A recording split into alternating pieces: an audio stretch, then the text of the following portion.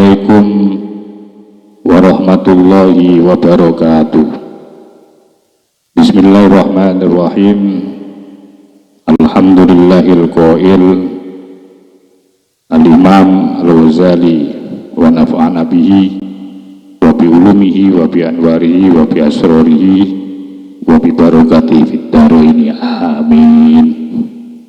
Alhamdulillah, mari kita lanjutkan kajian kitab Ihya Ulumuddin, di mana kita kalau tidak salah sudah sampai kepada seri yang ke-19. Untuk itu mohon disimak, dikaji, ditelaah dari kitab Ihya yang Anda miliki. Bismillahirrahmanirrahim. Wa innama zujira anhu an salasati aujahin. Ini kelanjutan tentang pembahasan di antara ilmu yang tercelah. Ketercelaan ilmu itu terletak di mana? Kok sampai ada ilmu itu disebut sebagai ilmu yang tercelah? Dan ketika sudah dinisbatkan atau disebut sebagai ilmu tercelah, kemudian apa alasannya? Ya, kemudian orang itu tidak diperbolehkan untuk belajar atau mengajarkan dari ilmu tersebut. Di antara ada ilmu sihir dan juga ilmu nujum.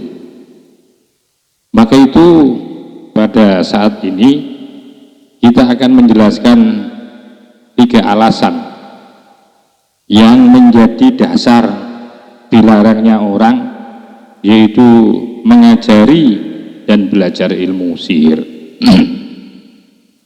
Ahadua, adapun salah satu dari alasan yang 3, annahu, bahwasanya ilmu nujum itu mudhirun, membahayakan, memberikan kemudorotan biaksaril kholqi, pada kebanyakan yaitu makhluk. Nah, ini alasannya, ilat hukumnya ini. Jadi dilarangnya orang mengajarkan ilmu nujum maupun belajar ilmu nujum itu karena ilmu nujum itu sangat berbahaya dan memberikan kemudorotan, kemafsadatan kepada orang lain. Fa'innahu, maka sesungguhnya ilmu nujum idza ulqiya, apabila disampaikan ilaihim, kepada aksaril kholqi, kepada publik, anna hadhil atharo, bahwa pengaruh-pengaruh ini tahdusu, itu bisa terjadi, ya, anna hadhil atharo, bahwasanya pengaruh-pengaruh ini itu tahdusu, bisa terjadi. Apa pengaruh-pengaruh ini? Akibat sairil kawakibi, yaitu sebagai akibat daripada pergerakan. Saya artikan pergerakan atau perputaran daripada rembulan bintang-bintang. Ya, karena ilmu nujum ini diantara yang menjadi perangkat-perangkatnya itu adalah perjalanan bintang. Dan ketika ini dinarasikan atau disampaikan ilmu nujum ini, yang kemudian bahwa terjadinya atau pengaruh-pengaruh terjadinya, ya, sesuatu apapun dari kehidupan seseorang itu karena akibat sairil kawakibi, sebagai akibat perputaran daripada bintang-bintang. Nah, ini kan bahaya ini. Kalau orang punya keyakinan, punya kesimpulan bahwa yang namanya perjalanan bintang-bintang inilah yang mempengaruhi terjadinya segala sesuatu. Kalau itu kemudian dinarasikan, disampaikan, waqa'a, maka akan muncul kemudian fi nufusihim, di dalam hatinya kebanyakan orang, muncul bahwa annal kawakiba, yang muncul ini bahwa annal kawakiba, bahwasanya bintang-bintang, ya adapun kawakib itu al muathiratu yang mempengaruhi. Jadi yang mempengaruhi terjadinya sesuatu di dalam kehidupan kita ini itu karena faktor kawakib. Yang mempengaruhi itu karena adanya apa? Ada pergerakan-pergerakan daripada bintang ke bintang. Nah ini kan berbahaya kan? Akhirnya orang menyimpulkan. Jadi seakan-akan yang menentukan takdir baik dan buruk itu tinggal tergantung melihat bintangnya. Ya, bintanglah yang menentukan. Wa annaha, dan sesungguhnya kawakib itu al-alihatu sebagai Tuhan, al-mudabbiratu yang ngatur. Sehingga karena sudah muncul di dalam jiwanya bahwa kawakiblah yang sangat berpengaruh, yang mempengaruhi dari segala apapun yang menjadi takdirnya. Ya, jadi dia meramal terhadap pergerakan-pergerakan kawakib, diramal. Jadi seakan-akan umpamanya kok kawakib atau bintang ini jatuh jam 12 malam, jatuhnya ada 3 satu misal, ini menandakan sebentar lagi akan ada huru hara. Atau kemudian ada bintang meteor yang besar berjalan ya di atas rumahnya, oh ini pertanda bahwa orang ini akan meninggal. Atau ada bintang yang sedang berjatuhan, wah ini tanda bahwa orang ini akan mendapatkan musibah. Jadi seakan-akan bintang gemintang ini yang mengatur dan bahkan diyakini sebagai Tuhan yang mengatur. Padahal li'annaha, dan sesungguhnya yang namanya kawakib itu adalah jawahirun syarifatun samawiyatun. Bahwasanya yang namanya kawakib itu adalah bebatuan, jawahir, benda-benda, ya batu mutiara lah, batu kristal, syarifatun yang mulia, samawiyatun yang berasal dari langit. Apalagi kemudian diyakini, oh ini tidak beda ini dengan malaikat itu.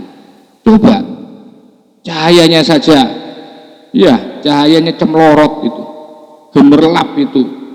Ini batu bukan batu sembarangan. Akhirnya apa?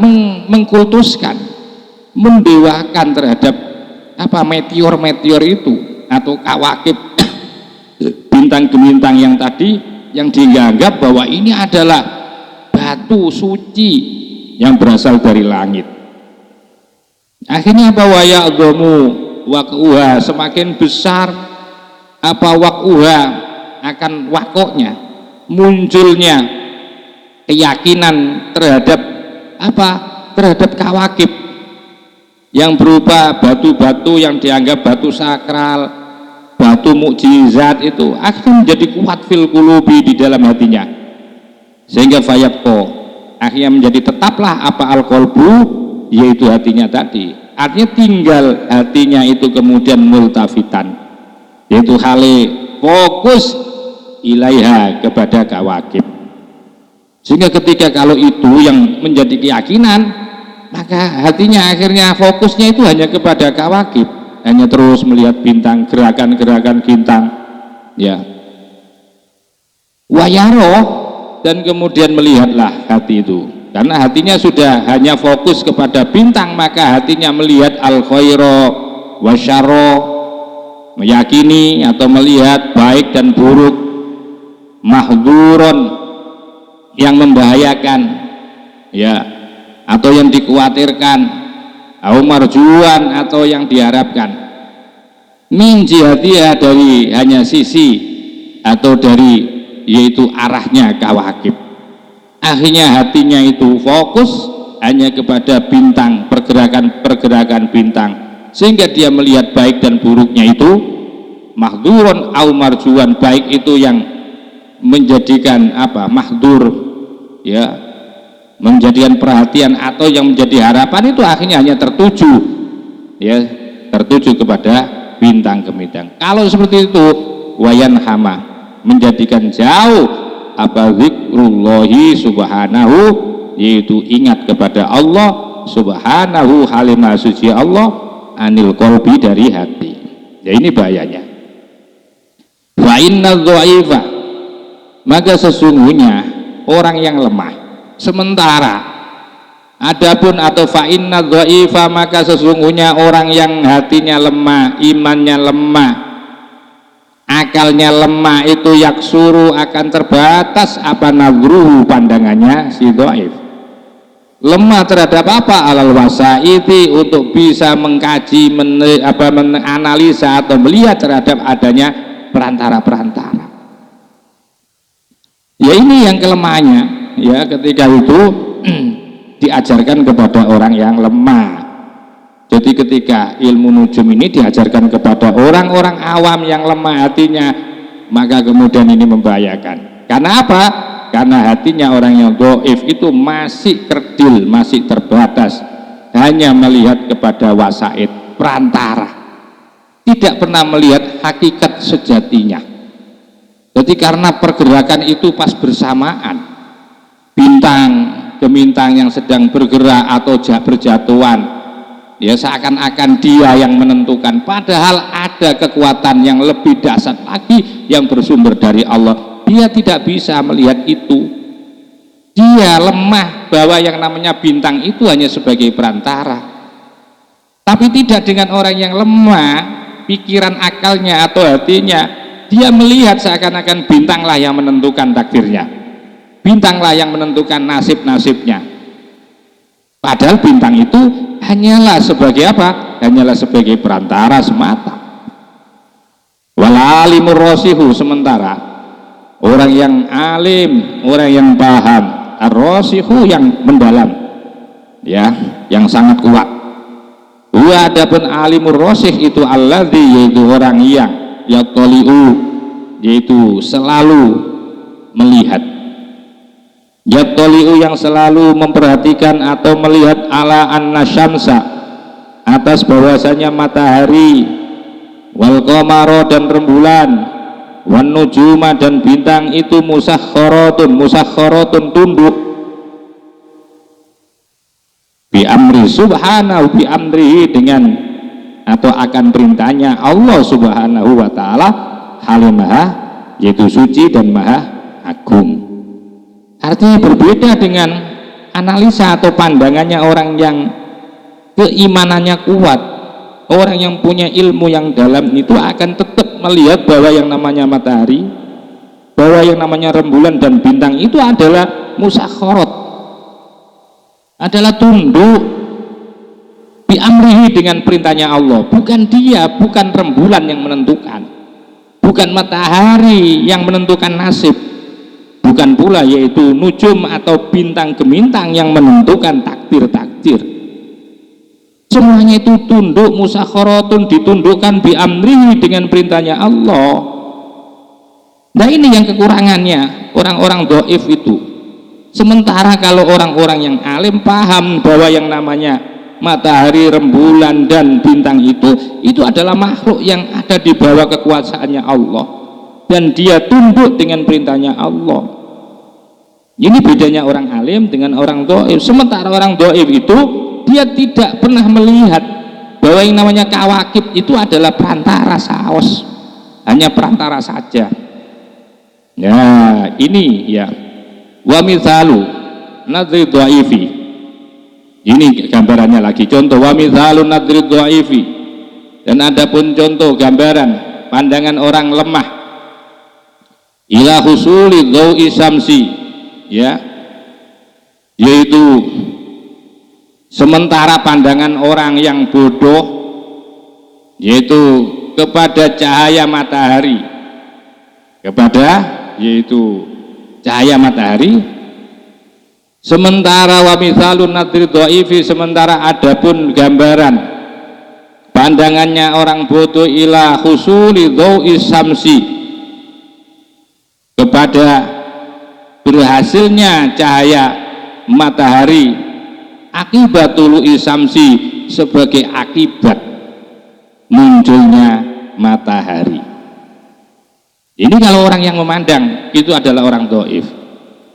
Jadi seakan-akan bahwa yang menghasilkan yaitu cahaya dhau syamsi itu akibat karena matahari itu muncul. Kalau matahari nggak muncul ya enggak. Ya. Padahal muncul enggak munculnya matahari itu ada zat yang maha kuasa yang ngaturnya. Nah, ini yang lemah, yang tidak dilihat, diteliti, diperhatikan. Sehingga orang awam itu, orang bodoh itu, orang lemah itu hanya melihat kepada apa? Kepada hanya sekedar kepada matahari saja, atau melihat kepada rembulan, atau hanya kepada bintang, sehingga dia menyimpulkan bahwa bintanglah yang menyebabkan takdirnya seseorang itu seperti ini. Padahal bintang itu hanya sebagai wasaid, perantara. Nah, ini yang disebut kemudian lemahnya orang dhaif itu karena dia tidak pernah melihat atau melihat secara terbatas terhadap wasaid. Itu misalun namlati, gambarannya orang yang dhaif tadi, ya, gambaran pandangan orang dhaif untuk melihat yaitu sinar matahari itu hanya sebagai akibat munculnya matahari, itu tidak bedanya seperti yaitu semut, misalun namlati, yaitu seperti gambaran semut. Lauhuliko, andaikan diciptakan laha bagi si namlah, si semut, wakanat dan ada apa semut itu ala sathi kirtosin, ada di atas yaitu hamparan kertas, ada di atas papannya kertas. Wahya, sedangkan dia semut itu tanduru kali dalam keadaan sedang melihat siapa semut, melihat ila sawadil khoti, kepada hitamnya tulisan, yatajaddadu yang selalu bermunculan. Karena memang posisi yaitu tulisan, ya ketepaan warnanya hitam, itu sedang digerakkan oleh si penulis. Tapi bagi seekor semut, ketika dia memandang itu hanya bisa memandang kepada apa? Kepada hitamnya tulisan yang bergerak itu. Tak itu kemudian dia bisa menyimpulkan, meyakini, ya, annahu sesungguhnya sawadul khot itu fi'lul kolami, merupakan pekerjaannya kolam atau pena. Nah, karena penanya yang bergerak, pena tadi kan bergerak, sedang menulis, pena itu digunakan oleh penulis itu bergerak, sehingga diperhatikan oleh si semut, ya, ini kok ada apa namanya goretan-goretan hitam yang terus bermunculan. Maka kemudian semut mengira, tak itu, dan kemudian mengira siapa si semut, annahu sesungguhnya sawadul khot, yaitu hitamnya tulisan itu, yaitu fi'lul kolami, yang bekerja itu adalah pena. Dikira pena itu yang bergerak sendiri. Sampai di situ kemampuan orang-orang awam itu, ya. Walayataroko, dan tidak sampai naik, walayataroko, dan tidak naik siapa semut, walatataroko, dan tidak mampu naik, ada tidak mampu enak, walatataroko, dan tidak mampu naik fi nadriya, di dalam pandangannya semut, hanya sampai di situ. Sama dengan orang bodoh seperti itu, hanya sebatas melihat apa?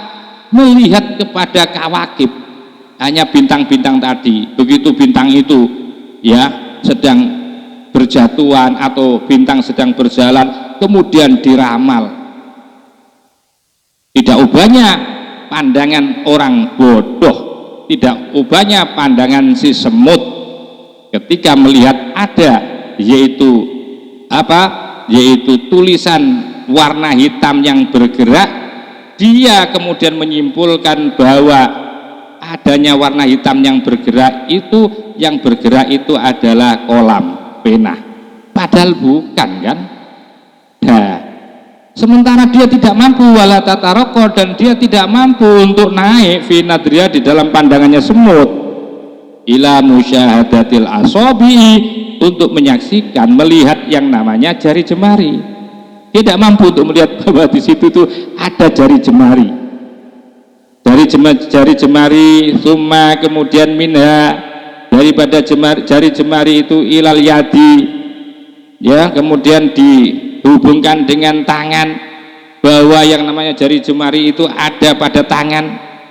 Summa minha, kemudian dari yaitu tangan itu dihubungkan lagi ilal irodati, kepada kehendak al muharrikati yang menggerakkan liyati kepada tangan. Semestinya seperti itu.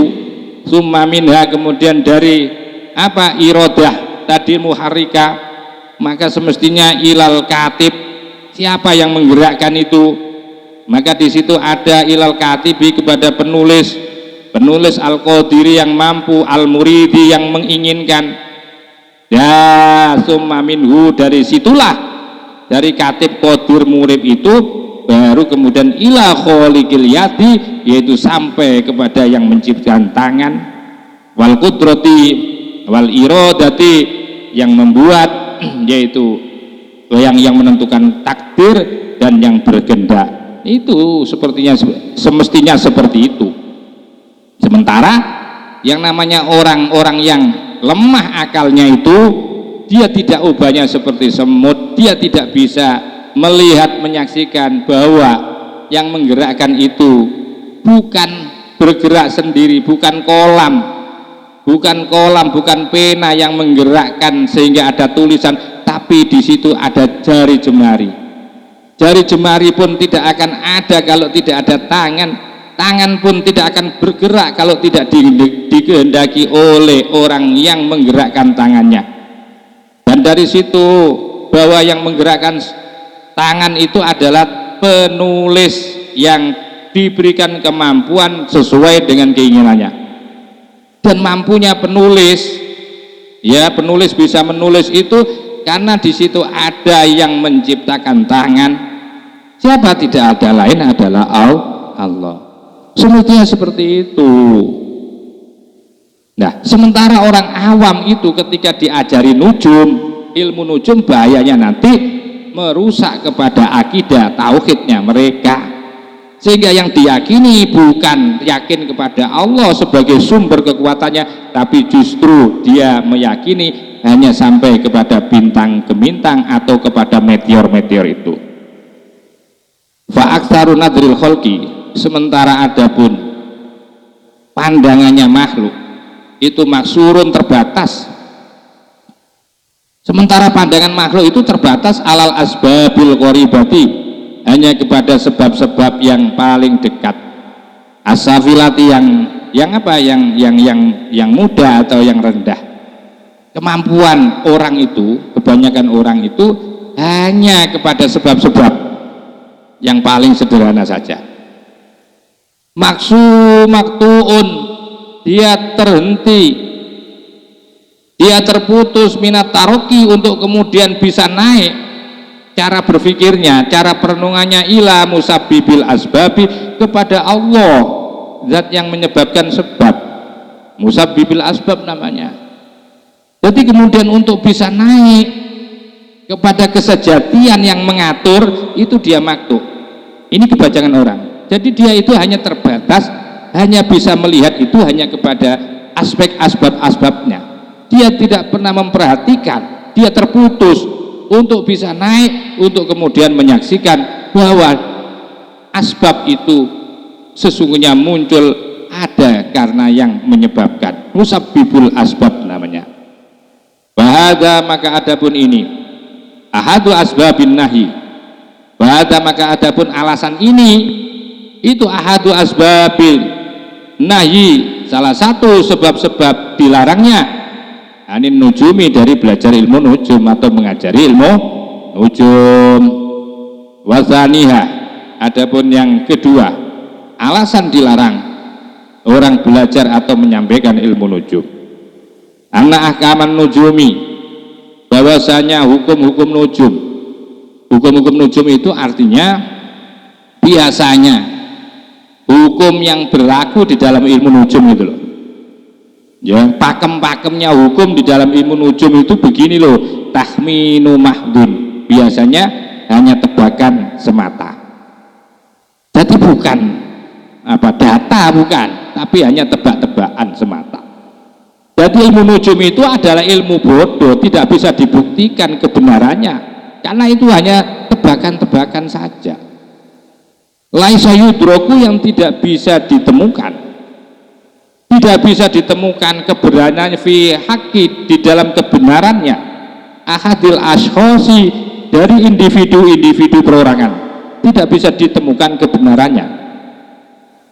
Karena tidak bisa ditemukan kebenarannya, layakinan, maka tidak dapat menghasilkan keyakinan, waladzonan, dan tidak bisa menghasilkan dugaan, karena memang tidak bisa dibuktikan kebenarannya dari satu persatu individu-individu itu loh.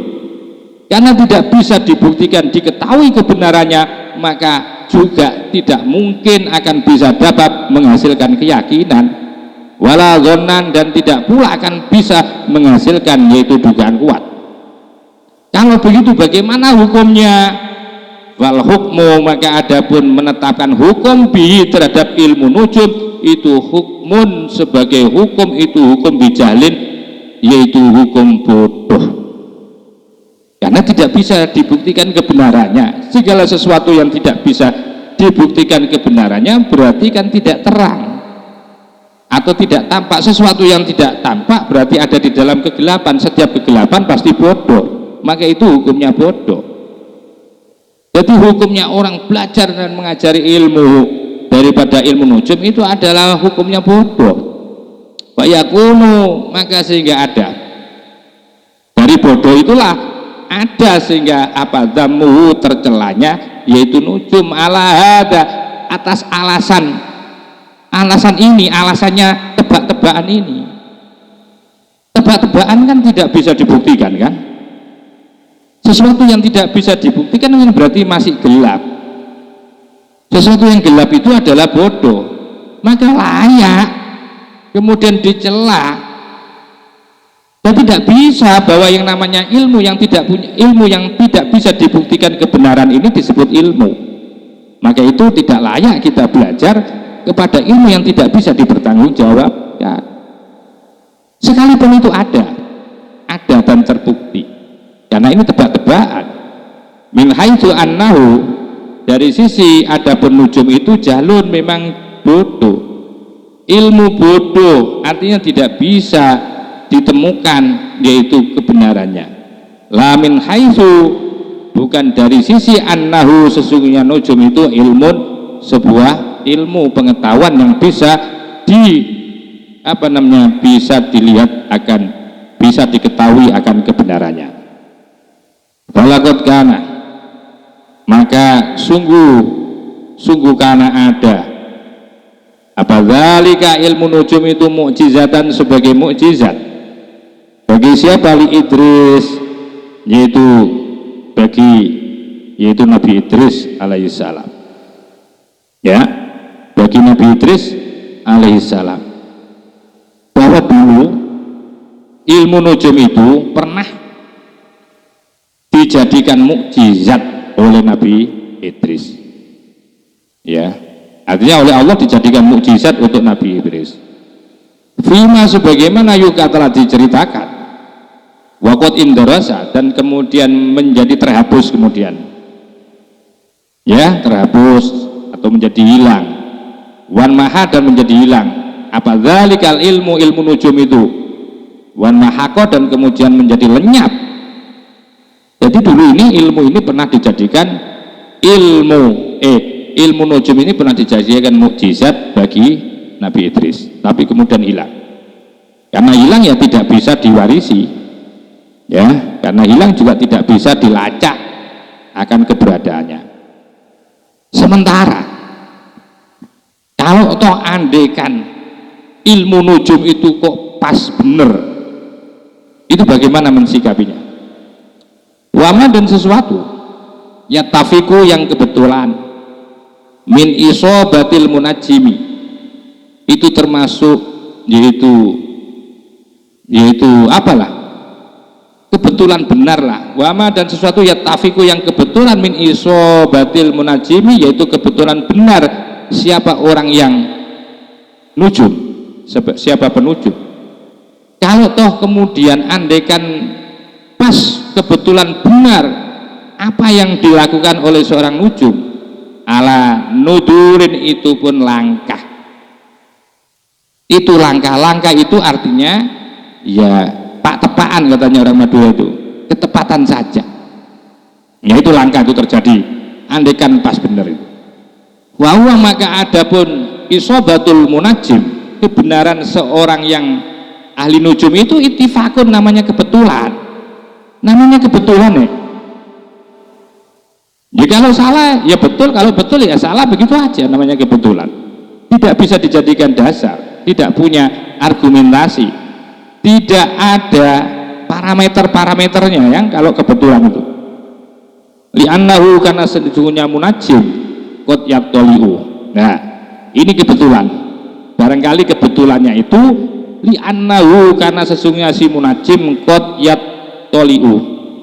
Barangkali orang yang nujum itu tepae mengetahui ala ba'dil asbabi, terhadap sebagian sebab-sebab saja.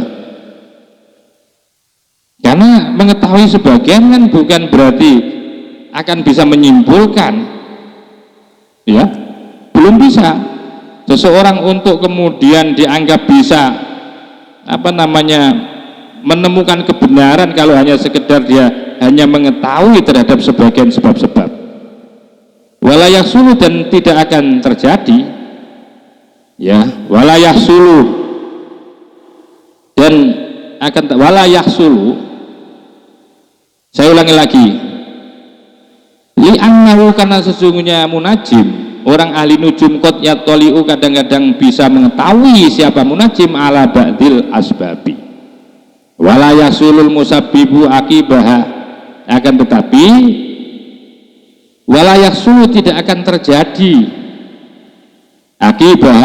akibatnya, ya, wala yahsulu, dan tidak akan pernah berhasil al musabbibu, yang menyebabkan, akibat akan akibatnya sebagian asbab, illa ba'da syuruti kasirotin, kecuali setelah memenuhi yaitu syarat-syarat yang banyak. Langsung tidak ada fi qudratil basyari. Karena begini, manusia itu tidak punya kemampuan apa al-itla'u, untuk mengetahui ala haqaiqiha, terhadap hakikat-hakikat kebenaran sebagian asbab. Jadi hanya kira-kira saja. Nah ini tafaqo, maka jika kebetulan ini, kalau memang toh kebetulan an qadarallahu ta'ala, bahwasanya berarti Allah telah menetapkan siapa Allah menakdirkan bagi yatal asbabi, terhadap yaitu sebab-sebab lain. Jadi itu andaikan kok kebetulan pas bener, berarti itu masuk di dalam apa? Di dalam takdir Allah, takdirnya Allah, berarti sudah ditentukan oleh Allah. Dengan apa itu? Dengan sebab-sebab yang lain. Fa ini tafaqo, maka jika kebetulan angkodaro, yaitu ketika telah menetapkan siapa Allah Ta'ala bagi yatal asbabi, akan sekiranya akan sisa-sisa sebab waqa'at, maka terjadilah apa al-isobatu, kebenarannya. Jadi kalau sudah menjadi apa ya, kalau memang kebetulan pas bersamaan dengan takdirnya Allah, ya mesti akan terjadi kebenarannya itu, ya. Nujumnya atau ramalannya ahli nujum itu pas karena sesuai dengan takdirnya Allah. Tetapi bukan yang benar atau yang pas itu dia enggak, tetapi dipaskan oleh Allah, memang ditentukan oleh Allah. Ya, memang Allah yang menentukan, yang ngatur itu dipaskan oleh mantra-mantranya yang dilakukan oleh ahli munajim. Ya, bukan dia yang menentukan.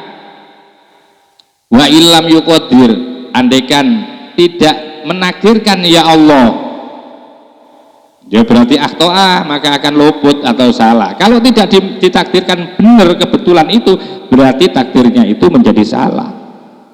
Semua itu Allah.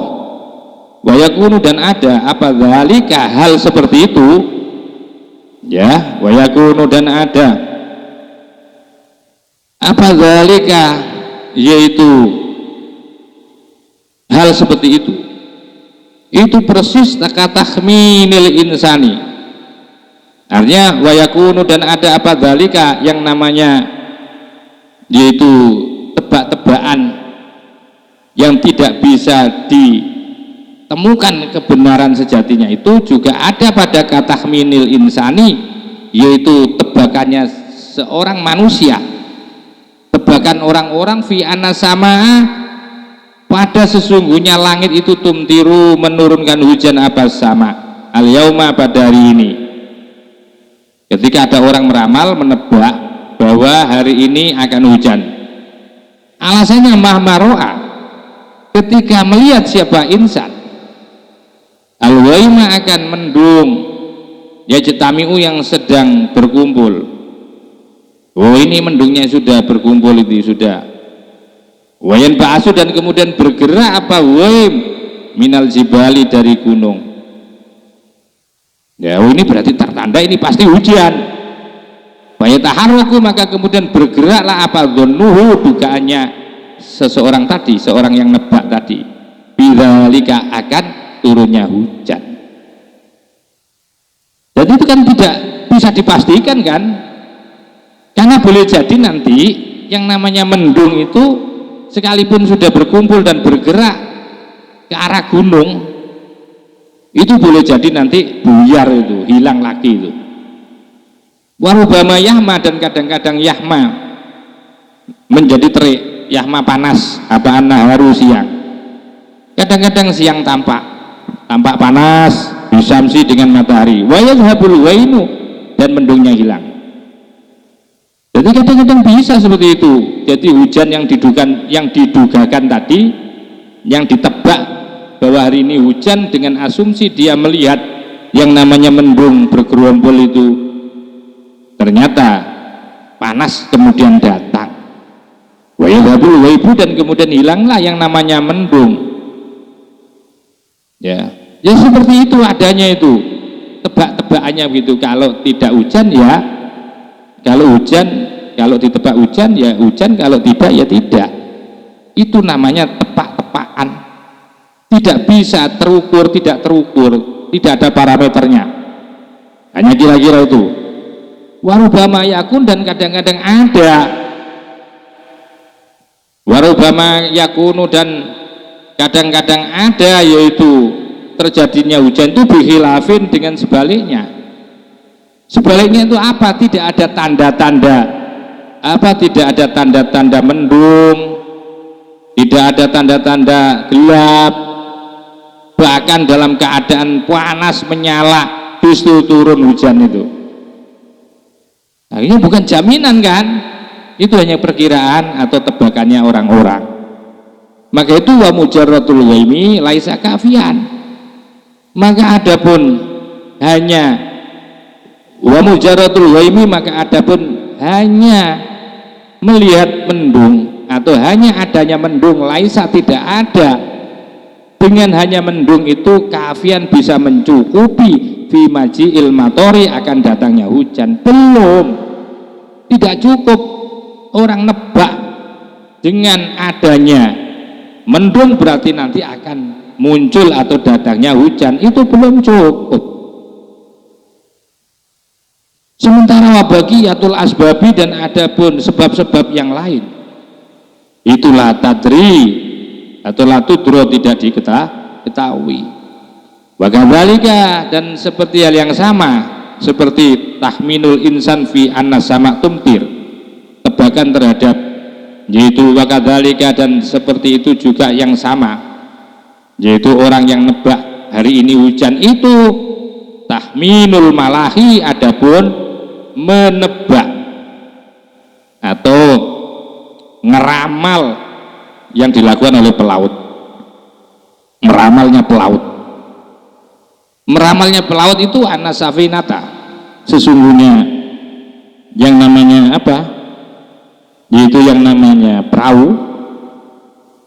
Anna safinata, sesungguhnya perahu itu taslamu, bisa selamat apa? Perahu. I'timadan, berdasarkan alama, ya, alama ala alifahu, berdasarkan atas sesuatu alifahu yang telah dikenalkan, huwa akan ma minal adati, dari kebiasaan-kebiasaan, beriyahi, di dalam, yaitu pada angin. Artinya begini, ketika seorang pelaut meramal bahwa perahu itu selamat berdasarkan apa yang telah dilihat, apa yang telah dikenali dari biasanya, beriyahi, tentang angin. Sementara walitil karyahi, dan bagi angin itu ada asbabun khofiyatun, ada sebab-sebab yang samar, yang tidak bisa dideteksi, yang tersembunyi. Itu yang tidak bisa dilihat. Jadi katanya si peramal pelaut, katanya yang nebak itu kan pelaut, peramal mengaut mengatakan bahwa perahu ini selamat berdasarkan atas apa yang bisa kita lihat dari biasanya terkait dengan angin. Anginnya ini angin enak. Sementara kita tidak bisa melihat bahwa pada angin itu ada sebab-sebab yang sangat tersembunyi. Huwa, adapun si malah pelaut itu layat lau, layat liu, layutoliu, tidak mengetahui siapa malah alaiha, atas riyah, asbab ini.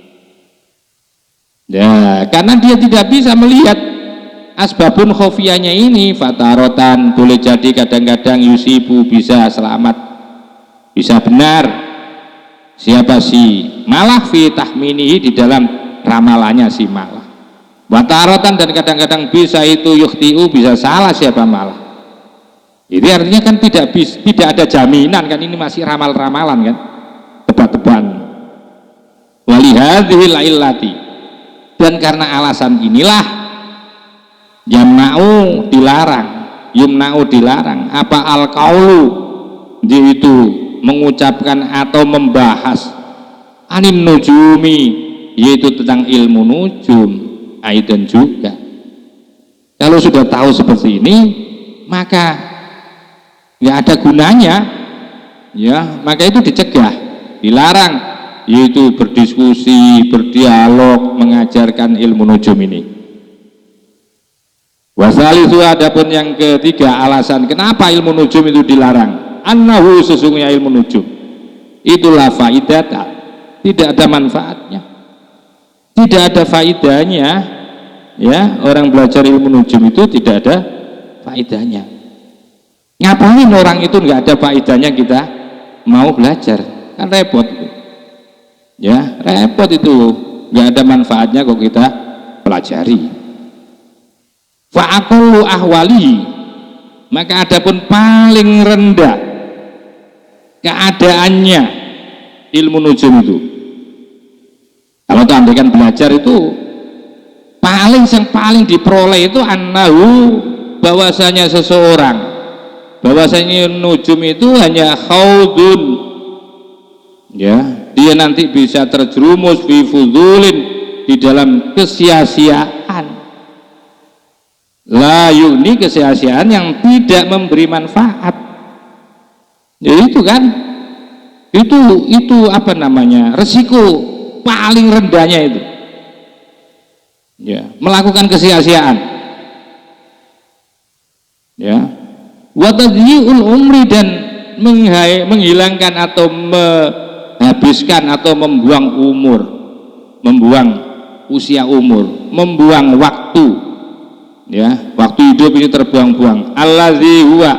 Alladzi yang huwa, adapun umur itu anfasu bi dhaatil insani, yaitu adalah umur itu apa? Umur itu adalah anfasu bi dhaatil insan, sebuah komoditas paling berharga Sebuah komoditas paling berharga bagi manusia itu adalah umur. Ini adalah barang istimewa, ini umur itu.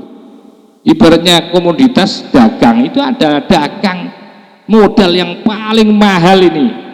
Umur adalah modal yang paling berharga yang dimiliki oleh manusia.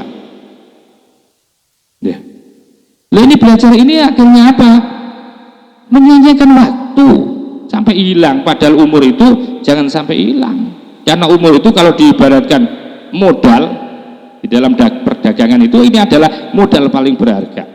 Kalau modal kita hilang atau habis, tentu kita akan merana. Nah, biwairi faidatin, yang tanpa faidah, ya. Jadi digunakan, dihabiskan biwairi faidatin, dengan tanpa faidah. Wadzalika, dan adapun hal itu ghayatul khusrani, merupakan puncak kerugian bagi seseorang. Faqad maro, sungguh telah lewat siapa Rasulullah sallallahu alaihi wasallam, Nabi Muhammad sallallahu alaihi wasallam, birojulin, melewati seorang rojul, wan nasu, sementara adapun orang-orang mujtama'una, berkumpul, berkerumunan, siapa nas alaihi, atas rojul tadi. Jadi ketika Nabi sedang melewati seorang laki-laki, lelaki itu sedang dikerumuni oleh banyak orang. Faqala, maka kemudian tanya Nabi, madza, apa ini? Faqalu, maka mereka menjawab, orang yang berkerumun tadi, rajulun allamah, ini adalah lelaki yang sangat pandai. Allamah itu sangat pandai. Faqala, maka dawuh Nabi, tanya lagi Nabi, bimadza, pandai tentang apa? Qalu, mereka jawab, beliau adalah allamah bisya'ri, orang yang sangat pandai bersyair, orang yang sangat pandai wa ansabil arabi, ahli nasabnya orang Arab.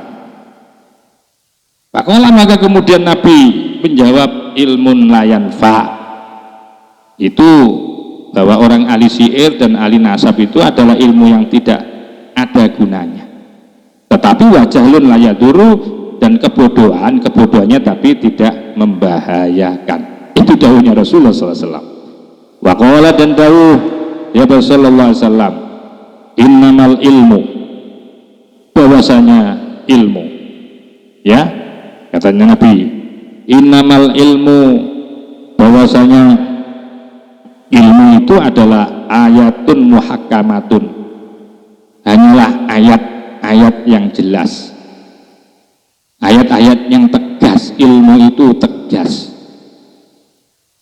Au sunnatun qaimatun, atau sunnah yang tegak. Au faridatun adilatun, atau kewajiban-kewajiban yang adil.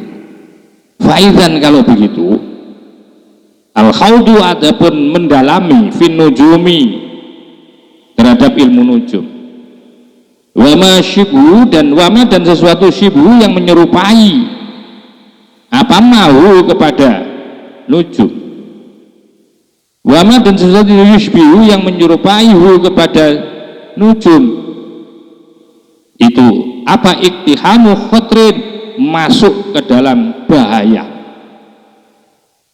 Bahwa mendalami ilmu nujum dan yang serupa dengan ilmu nujum itu, dia telah memasuki area yang sangat bahaya. Dan juga orang itu wa khawdin fi jahalatin, terjerumus di dalam kebodohan min ghairi faidatin, yang tidak ada faidahnya. Begitu orang itu belajar, apalagi mendalami ilmu nujum dan ilmu-ilmu yang serupa dengan nujum, berarti orang itu telah memasuki area yang sangat bahaya. Dan orang itu sedang terjerumus di lautan yang paling dalam dari kebodohan yang tidak ada manfaatnya. Fa innama qudira, karena sesungguhnya segala sesuatu, fa innama qudira, maka sesungguhnya sesuatu apapun qudira yang telah ditakdirkan oleh Allah itu kainun, ya, pasti akan terjadi. Setiap yang ditakdirkan oleh Allah maka pasti akan terjadi. Bukan karena itu, bukan karena kawakib, bukan karena nujum yang menentukan itu. Yang menentukan adalah takdir Allah, gitu loh. Wal ihtirazu, sementara menghindar minhu, dari takdir itu ghairu mungkin. Ini perlu disadari. Orang itu nggak bisa menghindar dari takdir yang sudah ditentukan oleh Allah. Bikhilafit tibbi, berbeda dengan ilmu tib. Ilmu nujum dengan ilmu tib berbeda. Fa innal hajata, kalau ilmu nujum itu, ilmu kedokteran adalah ilmu yang dibutuhkan. Fa innal hajata masatun, ya, karena kebutuhan tentang ilmu kedokteran itu masatun, sangat mendesak ilahi kepada tib, karena tib ini sangat dibutuhkan orang loh, mendesak ini. Beda dengan ilmu nujum. Wa aktsaru adillati, sementara kebanyakan dalil-dalilnya yaitu ilmu tib kedokteran, mimma yattali'u alaih, dalil-dalilnya atau kebanyakan dalil-dalilnya, bukti-buktinya itu adalah sesuatu yang bisa dilihat. Buktinya itu bisa dilihat, ini buktinya kalau orang sakit, ya ini ciri-cirinya, bisa dilihat juga, oh ini cara mendiagnosa, oh ini obatnya, itu bisa dilihat semuanya. Begitu juga bikhilafit ta'biri, berbeda pula yang namanya ilmu nujum itu berbeda dengan ilmu tafsir mimpi. Wa ingkana, sekalipun ada ilmu tafsir mimpi itu tahminan, juga tebak-tebakan, tapi li'annahu, karena sesungguhnya yaitu tafsir mimpi itu, takbir itu juz'un, merupakan bagian min sittati wa arba'ina, min sittata wa arba'ina, termasuk bagian dari 46 juz'an, bagian minan nubuwati, daripada yaitu kenabian. Karena ilmu tafsir mimpi atau mengungkapkan tentang ini ada pada zamannya para nabi dulu itu. Jadi para nabi-nabi dulu itu kan juga merupakan tafsir mimpi, ya. Jadi nanti akan lahir seperti Nabi Muhammad itu yang ditebak, nanti akan ada lahir nabi terakhir itu kan merupakan Nabi Ibrahim itu kan. Kemudian ada doa yang sangat luar biasa dari Ibrahim itu, ya. Jadi Rabbana ya Allah, wa'dzib fihim rasulam minhum yatlu itu. Nah ini termasuk sudah ditebak lebih dulu tafsir seperti itu, nggak apa-apa, karena ini termasuk bagian daripada tafsirnya para nabi. Wailah, kalau tidak khotoro, sangat berbahaya. Wala khotoro, dan tidak ada bahayanya, karena tidak ada bahayanya di dalam takbir. Mungkin sampai di sini dulu kajian Ihya Ulumuddin pada saat ini. Nanti kita kemudian meneruskan tentang as-sababus salis, sebab yang ketiga. Ya sudah lain itu meneruskan dari sebab-sebab yang sebelumnya. Mudah-mudahan jadi ilmu manfaat. Wa akhiran wallahul muwaffiq ila aqwamit thoriq. Walafu minkum. Wassalamualaikum warahmatullahi